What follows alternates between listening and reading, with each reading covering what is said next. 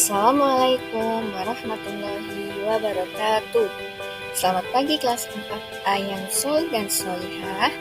Pada pertemuan kali ini, kita kembali lagi dengan Ustazah Nia untuk belajar kembali tentang tematik.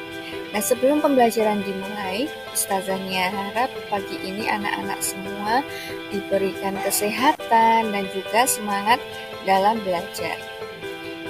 Nah, pada hari ini kita akan belajar tema 1 tentang indahnya kebersamaan dan subtema 2 tentang kebersamaan dalam keberagaman. Kita akan belajar muatan apa pada pagi hari ini, yaitu muatan IPA. Nanti kita akan belajar beberapa subbagian. Yang pertama yaitu ada bagian-bagian telinga beserta fungsinya. Yang kedua, proses mendengar bunyi. Yang ketiga, kepekaan telinga sebagai indera pendengar. Dan yang keempat atau terakhir yaitu memelihara kesehatan telinga. Yang pertama, kita akan belajar tentang bagian-bagian telinga beserta fungsinya. Anak-anak bisa dibuka di paket Bupena halaman 36. Di situ ada gambar dan penjelasan bagian-bagian telinga beserta fungsinya. Nah, anak bisa dilihat di sini ada gambar yang Ustazah Nia tayangkan. Jadi bagian telinga itu ada 3, yaitu telinga luar, telinga tengah, dan telinga dalam. Anak-anak bisa dilihat ini ada pembatasnya di buku paket di halaman 36, lebih jelasnya bisa dilihat. Yang bagian paling kiri itu ada telinga luar, yang tengah adalah telinga bagian tengah, dan yang samping kanan ini adalah telinga bagian dalam. Kita pelajari dulu tentang telinga yang bagian luar. Itu ada 2 bagian. Yang pertama yaitu namanya daun telinga.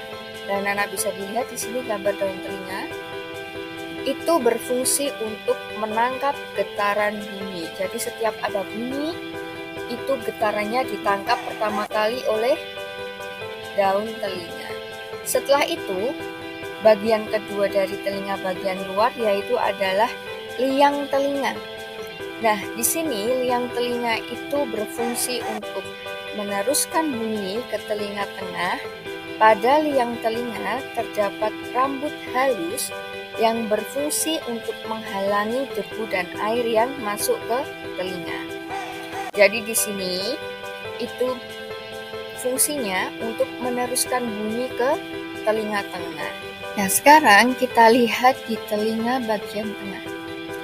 Itu ada 2 bagian. Yang pertama yaitu gendang telinga dan yang kedua adalah tulang-tulang pendengaran.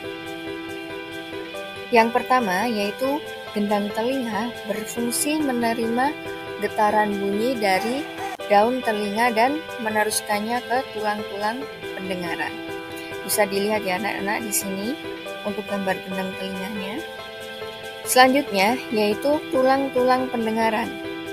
Ini gambarnya di sini untuk tulang-tulang pendengaran. Itu berfungsi untuk meneruskan getaran bunyi ke koklea. Setelah itu kita ke telinga bagian dalam. Itu ada saluran setengah lingkaran, saraf pendengaran, koklea, dan saluran eustachius. Setelah tadi ke tulang-tulang pendengaran, itu getaran bunyi kan diteruskan ke koklea. Nah, kita lihat di sini koklea. Seperti ini gambarnya untuk koklea. Fungsinya apa? Fungsinya untuk menerima dan meneruskan getaran bunyi ke saraf pendengaran. Kita lihat saraf pendengaran ada di sini. Berfungsi untuk meneruskan bunyi ke otak. Lalu saluran setengah lingkaran itu bisa dilihat gambarnya. Itu berfungsi untuk apa? Untuk membantu mempertahankan keseimbangan tubuh. Sedangkan saluran eustachius itu berfungsi untuk menghubungkan ruang telinga tengah dan faring. Faring adalah bagian yang menghubungkan mulut dengan kerongkongan.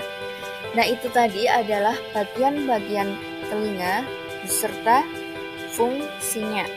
Nanti anak-anak bisa dibaca lagi dan dilihat gambarnya di buku paket Bupena halaman 36. Yang kedua, kita akan belajar proses mendengar bunyi. Di sini ada bagan untuk proses mendengar bunyi. Ada alurnya ya anak-anak. Jadi yang pertama, getaran dari bunyi itu nanti akan ditangkap oleh daun telinga. Jadi gelombang bunyi itu akan ditangkap oleh daun telinga. Setelah itu, gelombang bunyi itu akan merambat di liang telinga. Setelah merambat ke liang telinga, nanti bunyi menggetarkan gendang telinga. Lalu getaran gendang telinga menggetarkan tulang-tulang pendengaran. Setelah itu, koklea menangkap getaran dari tulang-tulang pendengaran dan mengirimnya ke saraf pendengaran.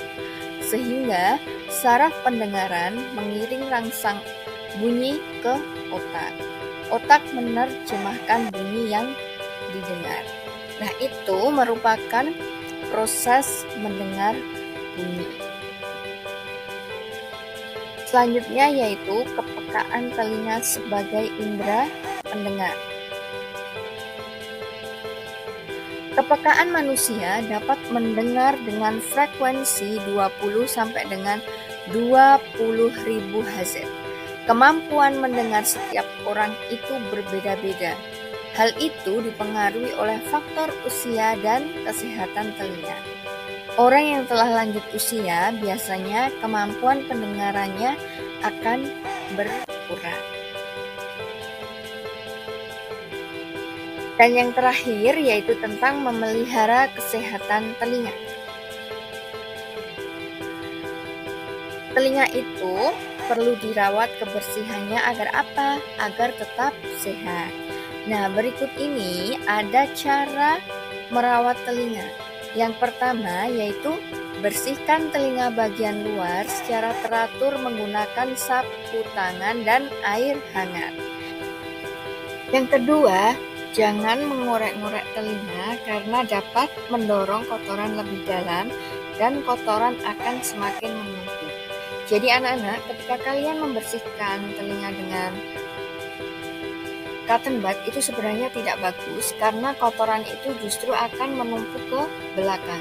Jadi itu akan mengganggu pendengaran kalian karena kotorannya akan menumpuk di belakang.